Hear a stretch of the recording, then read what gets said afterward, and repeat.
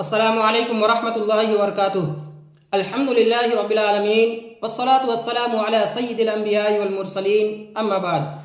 मुहतरम सामीन, ज़रा तसव्वुर कीजिए कि रमज़ानुल मुबारक आ जाए, रहमतों और मग़फ़िरत का महीना आ जाए और फिर भी किसी शख्स की बख्शिश ना हो, ये कितनी बड़ी महरूमी है। आज हम एक ऐसी हदीस सुनेंगे जिसमें नबी करीम सल्लल्लाहु अलैहि वसल्लम ने 3 मरतबा आमीन फरमाया और हर आमीन के पीछे एक बहुत बड़ी वार्निंग है।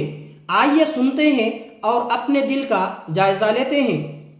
एक बार नबी करीम सल्लल्लाहु अलैहि वसल्लम खुतबा इरशाद फरमाने के लिए पहले जीने पर कदम रखा तो फरमाया आमीन।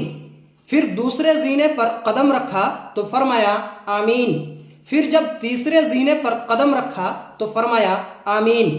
सहाबा कराम रदियल्लाहु अन्हुम अजमाइन ने जब ये गैर खिलाफ मामूल अमल देखा तो खुतबा के बाद दरियाफ्त किया, ए अल्लाह के रसूल, आज आपने खिलाफ मामूल आमीन क्यों फरमाया?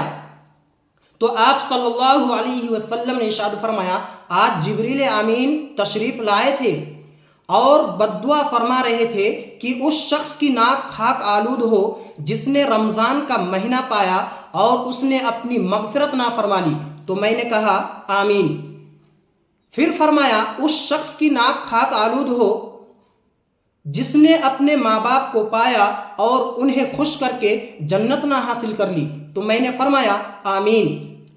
फिर ये दुआ फरमाई कि उस शख्स की भी नाक खाक आलूद हो जिसके सामने मेरा तज़किरा हो और वो मुझ पर दुरूद ना भेजे। तो मैंने फरमाया आमीन।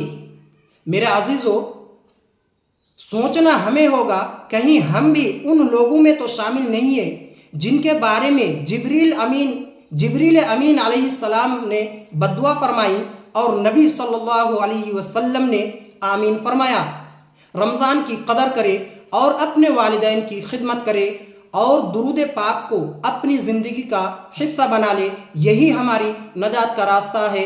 अगर आज भी हमने खुद को ना बदला तो शायद कल हमें ये मौका ना मिले। अल्लाह हमें अमल की तौफीक अता फरमाए। आमीन। अस्सलामु अलैकुम व रहमतुल्लाह।